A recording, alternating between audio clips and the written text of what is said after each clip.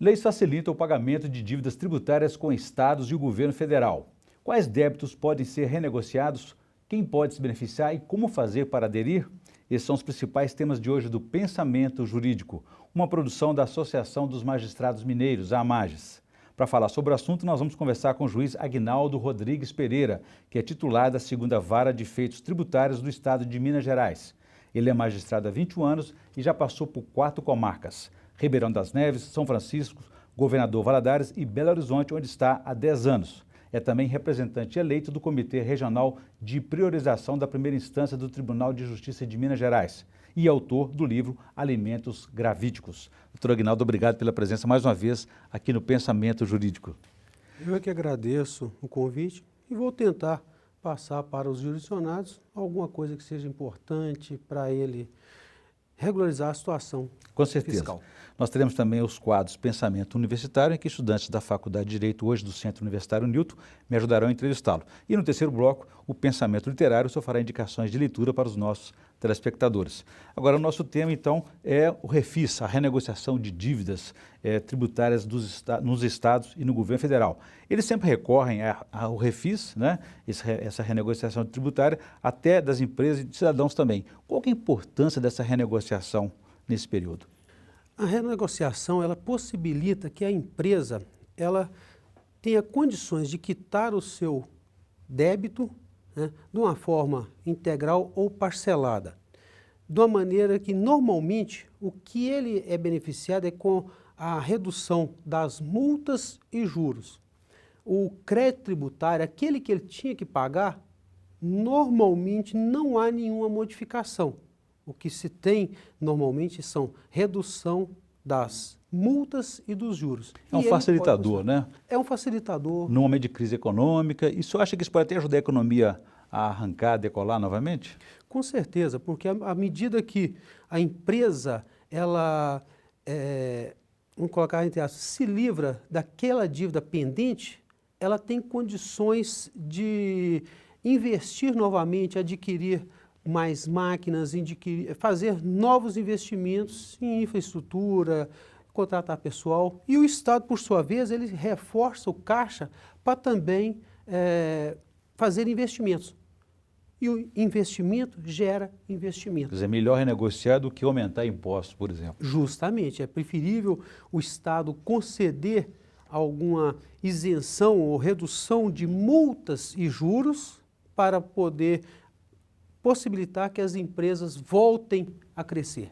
Há também os críticos da medida porque, segundo alguns, isso incentiva o mal pagador, quer dizer, empresas e cidadãos que estão aí atrasados, contribuintes atrasados com os impostos, não pagaram em dia e agora vão ser beneficiados com essa facilitação aí desses pagamentos. Não cria essa distinção entre um bom pagador e um mau pagador?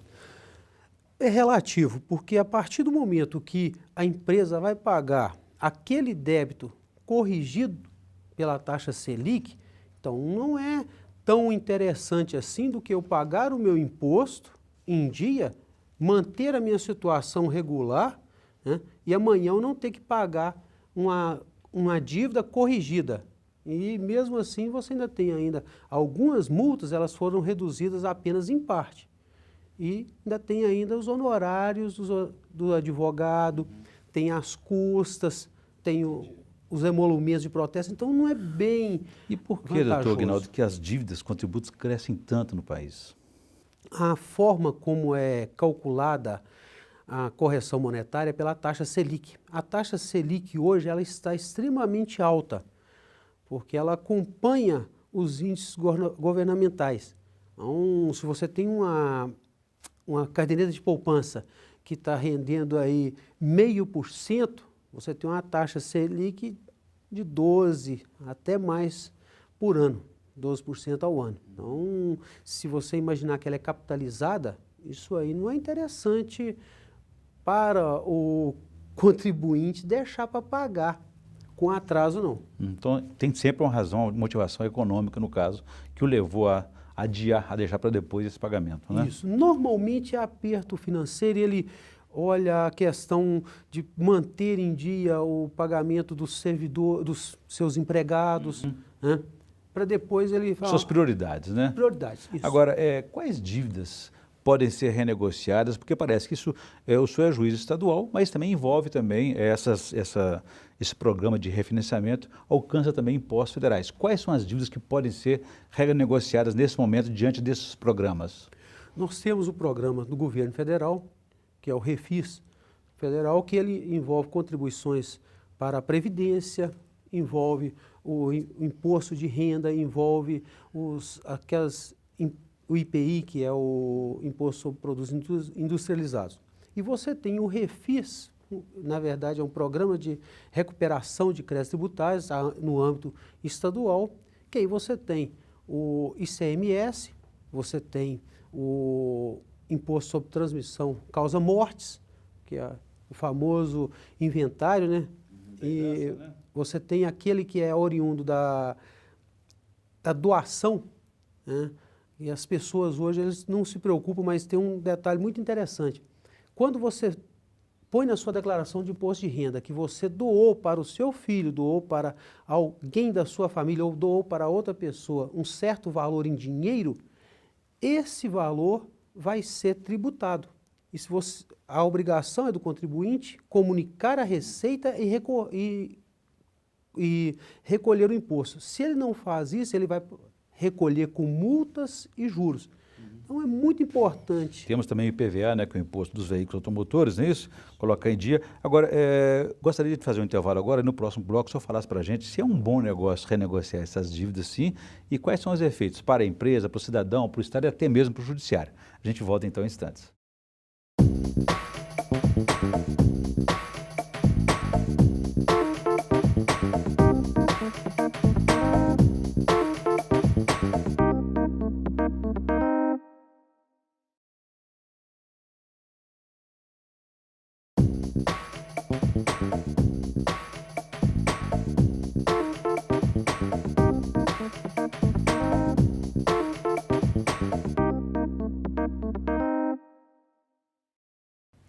Estamos de volta com o Pensamento Jurídico, uma produção da Amages. Participe de nosso programa pelo e-mail pensamento@amages.com.br. Hoje estamos discutindo sobre leis que facilitam pagamentos de dívidas tributárias com estados e o governo federal. O nosso entrevistado é o juiz Aguinaldo Rodrigues Pereira, que é titular da 2ª Vara de Efeitos Tributários do Estado de Minas Gerais. Doutor Aguinaldo, deixei para o senhor uma questão num bloco anterior a respeito, então, desse pagamento de dívidas tributárias. Vamos iniciar agora nesse bloco, saber como é que o cidadão, a empresa faz para aderir a esse programa de refinanciamento. A adesão, ela é simples. O contribuinte, né, seja a empresa, seja a pessoa física, ela acessa o site da Secretaria de Estado da Fazenda e faz o requerimento de adesão ao programa. No caso do governo de Minas Gerais, governo de Minas Os Gerais. Impostos estaduais. No governo federal, aí é na página da Receita Federal, da Secretaria de Estado, aí no estado da Receita Federal, para que ela possa fazer o refis. Sempre eletronicamente, né? Normalmente eletronicamente, só quando envolve várias dívidas com várias PTAs, que chama Processo Tributário Administrativo, que cabe à Procuradoria verificar aqueles que se enquadram. Né? Então, nós temos ali, normalmente, através do site, faz o requerimento, efetua-se o pagamento da primeira parcela e tem que pagar as custas do processo. Se houver um processo em andamento, né, que já está judicializada a cobrança, o contribuinte tem que emitir a guia no site do tribunal e efetuar o pagamento das custas daquele processo. E tem que abrir mão desse processo judicial para que ele possa aderir administrativamente a essa negociação, porque é extrajudicial, né? Isso. Uma vez ele fazendo o requerimento, ele tem que desistir de eventual processo que ele esteja questionando aquele crédito tributário, seja de PVA, seja de ICMS, qualquer, normalmente, uma vez parcelado, com obtenção de benefícios, isso implica na desistência de eventuais questionamentos junto ao Poder Judiciário. Muito bem, doutor Aguinaldo, vamos ver se realmente é um bom negócio para a empresa, para o cidadão, também para o Estado e para o Judiciário, a realização desse programa de adesão, isso aí. Quais são as vantagens ou desvantagens dessa adesão? A principal vantagem é ele conseguir colocar a sua situação fiscal em dia, ele pode participar de concorrências, ele pode ter a certidão positiva com efeitos negativos e a possibilidade dele regularizar aquela empresa que está há muito tempo, vamos colocar aí, entre aspas, fechada.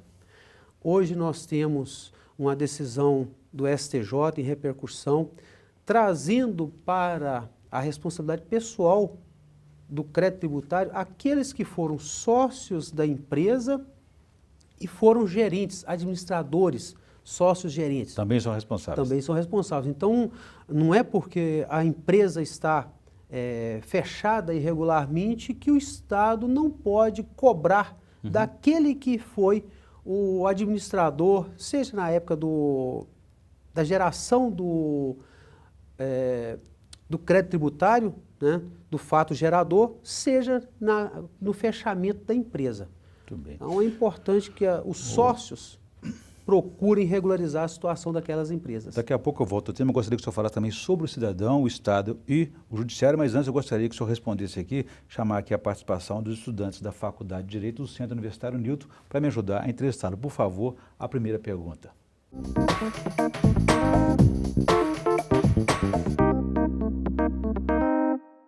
A divulgação da lei foi suficiente para alcançar sua eficácia? Se não, o aumento do prazo de adesão é uma possibilidade? Amanda, a sua pergunta é interessante. Na minha modesta opinião, ficou a desejar. Nós tínhamos que ter dado uma ampla divulgação para que as pessoas, tanto as pessoas físicas quanto as pessoas jurídicas, pudessem aderir a esse programa.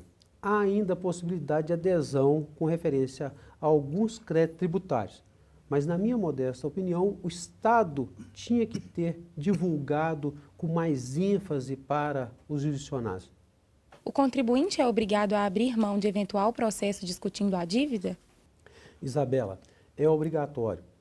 Quando você adere a um programa de parcelamento com redução de multas, você está assinando uma confissão, você está reconhecendo que você deve para você obter os benefícios. Essa confissão, ela é em caráter irrevogável e irretratável. E isso implica, pela própria lei, em que você desista de eventual ação anulatória, embargos à execução, qualquer tipo de ação que você esteja questionando aquele crédito tributário que você confessou, você tem que desistir daquela demanda. Então, é obrigatório, sim. Ok, então agradecer a participação dos estudantes da Faculdade de Direito do Centro Universitário Newton. Doutor Aguinaldo, a respeito das vantagens e desvantagens ainda, para o cidadão, qual que é a importância dele participar desse programa ou não dessa renegociação de dívidas?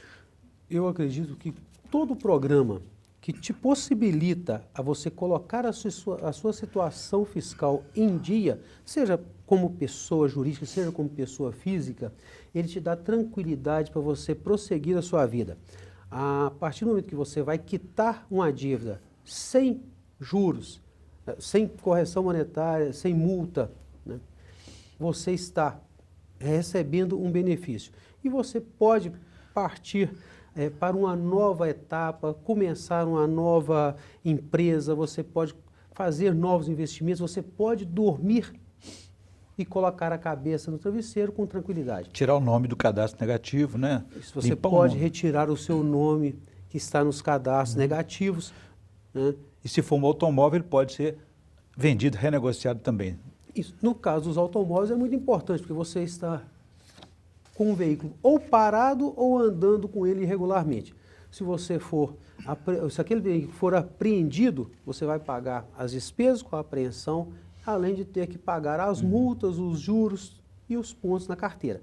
Então é uma excelente oportunidade para quem tem débitos de IPVA, taxa de licenciamento, ele quitar esses créditos tributários. Para o Estado é mais vantajoso receber esse dinheiro por meio da renegociação do que aguardar uma decisão judicial?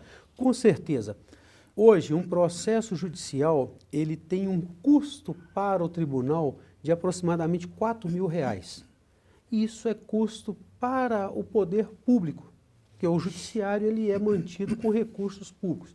Então, a partir do momento que o Estado deixa de ajuizar ações, ele está viabilizando que outros processos sejam apreciados a tempo e modo e sem essa despesa, sem esse custo da máquina judiciária. E para o judiciário, quais são os efeitos dessa medida?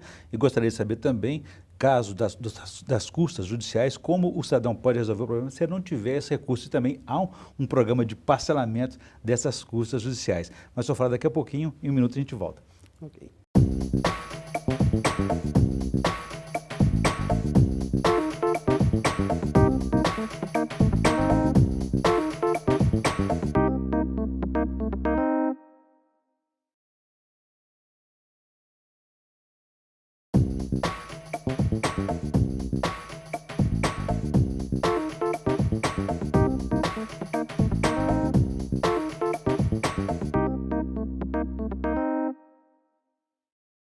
Estamos de volta com o Pensamento Jurídico, uma produção da Amages. Hoje estamos discutindo as leis que facilitam o pagamento de dívidas tributárias com o Estado e a União, o governo federal. O nosso entrevistado é o juiz Aguinaldo Rodrigues Pereira, que é titular da 2ª Vara de Feitos Tributários do Estado de Minas Gerais. Doutor Aguinaldo, gostaria de saber agora qual que é a vantagem, o que ganha o judiciário com isso, à medida que essa renegociação, os processos deixam de tramitar no judiciário, caso sejam renegociadas essas dívidas, né? Isso. Para o judiciário é muito importante a redução do acervo, a redução da prática de atos processuais. Quando eu tenho uma execução judicial de um crédito tributário, eu tenho que levar bens do devedor a leilão para a satisfação do crédito tributário. Ou seja, você vai praticar vários atos para que seja liquidado aquele débito. A partir do momento que a pessoa quita aquele débito, o processo é extinto. Ou, se ele parcela, aquele processo será suspenso. O Estado, na pessoa do Poder Judiciário, ele deixa de praticar vários atos. E o juiz, ele pode se dedicar a outros processos. Nós temos vários processos em andamento e o juiz pode se dedicar a decidir outras questões. O senhor faz ideia de quantos processos eu tenho na vara do senhor hoje a respeito disso? Eu tenho mais de 20 mil processos em andamento na 2ª Vara de Feitos Tributários. Desses 20 mil processos, acredito que 10 mil processos podem ser objeto de quitação ou parcelamento. 50% aí Se eu deixar de trabalhar em 50% dos meus processos, eu vou ter condições de acelerar o andamento dos demais processos. É bom para o Poder Judiciário, é bom para o judicionado, é bom para o Estado. E a empresa pode ter, os sócios da empresa podem ter bens bloqueados, penhorados, que podem ter, serem liberados a partir dessa renegociação, né? Isso, com certeza. Alguns processos em que há dinheiro, há valores bloqueados, há bens que estão bloqueados, veículos com impedimento de transferência, de circulação, esses impedimentos, essas penhoras, essas restrições podem ser objeto de cancelamento. Ou seja, mas depois que ele fizer essa renegociação com o Estado, a Secretaria da Fazenda, no caso do governo de Estado, ele deve procurar, após digamos assim, o saldo, né, dessa dívida, o pagamento dessa dívida, tem que procurar ainda o judiciário para baixar o processo dele lá, suspender o processo. A Secretaria de Estado da Fazenda, ela comunica. Né? Agora, a parte, ela pode antecipar e apresentar diretamente ao juiz, ó, quitei, quero que libere o meu bem, parcelei, né? Eu quero que haja suspensão do processo, se for quase com a liberação de bens. E ele, na mesma oportunidade, ele já antecipa e comprova que ele pagou as custas do processo. Ou que ao próprio judiciário, no caso. Ao próprio judiciário. Aí é outra dívida. É porque todo processo que está em juízo, ele implica no pagamento de custas. O Estado, quando ele entra com a ação, ele não antecipa o valor das custas, porque ele não vai antecipar para ele aquilo que ele tem a receber. Que é diferente quando alguém, uma pessoa, entra com a ação. Quando uma empresa ou uma pessoa entra com a ação em juízo, ela paga as custas iniciais, que chama preparo prévio. O Estado ele não faz isso. Então, quando ele vem e quita as custas prévias dessa execução, ou parcela, ele tem que pagar essas custas. Ele pode alegar que essas custas têm um custo muito alto também, que ele gastou tudo que tinha com o pagamento da renegociação com o Estado. O que ele pode fazer nesse caso? Ele pode pedir também o parcelamento das custas. O juiz vai verificar, com a modificação do novo Código de Processo Civil, ela trouxe uma possibilidade do juiz parcelar as custas e, em alguns casos, ele pode reduzir o valor até das custas. Vamos dar um exemplo bem prático. Se eu tinha um crédito tributário que estava no valor de R$100 mil, as custas eram calculadas sobre R$100 mil. A partir do momento que eu faço uma renegociação e essa dívida cai para R$50 mil, eu posso pedir que as custas sejam calculadas sobre R$50 mil. Então, mesmo e que eu parcele o valor das custas de acordo com a minha possibilidade financeira para quitar e pôr uma pedra sobre aquele processo. Muito bem. Eu vou desse tema daqui a pouco, doutor Aguinaldo. Eu gostaria que antes o senhor fizesse para a gente indicação de leitura no quadro Pensamento Literário. Por favor.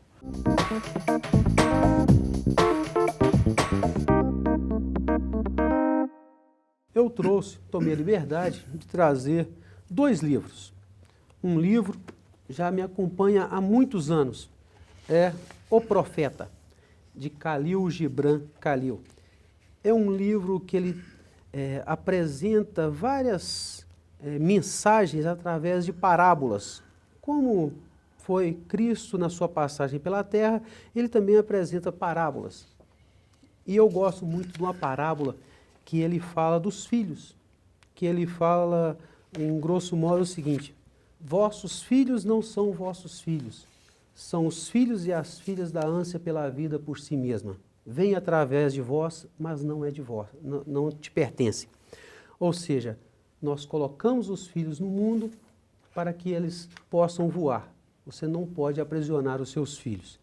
E o segundo livro é um livro da Ana Beatriz Barbosa Silva, que é Mentes Perigosas.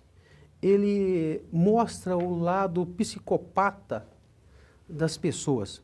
Nós estamos numa fase que é bom conhecer as pessoas, conhecer como elas agem, para você se prevenir de psicopatas. Nós estamos aí com aquela notícia terrível de um indivíduo no estado de São Paulo que ataca mulheres dentro do ônibus. Então, você conhecer o lado psicopata das pessoas frias, calculistas, é muito importante. E a leitura desse livro, ela te dá condições de começar a observar melhor as pessoas que estão ao seu lado. Muito bem, boas indicações. Doutor Aguinaldo, voltando então ao nosso tema aqui das dívidas tributárias, o cidadão, o empresário, ele pode usar outro recurso que não seja só o dinheiro para quitar essa dívida? Existem alguns casos que ele pode dar em pagamento, chama-se dação em pagamento, que ele pode dar bens, sejam imóveis, veículos.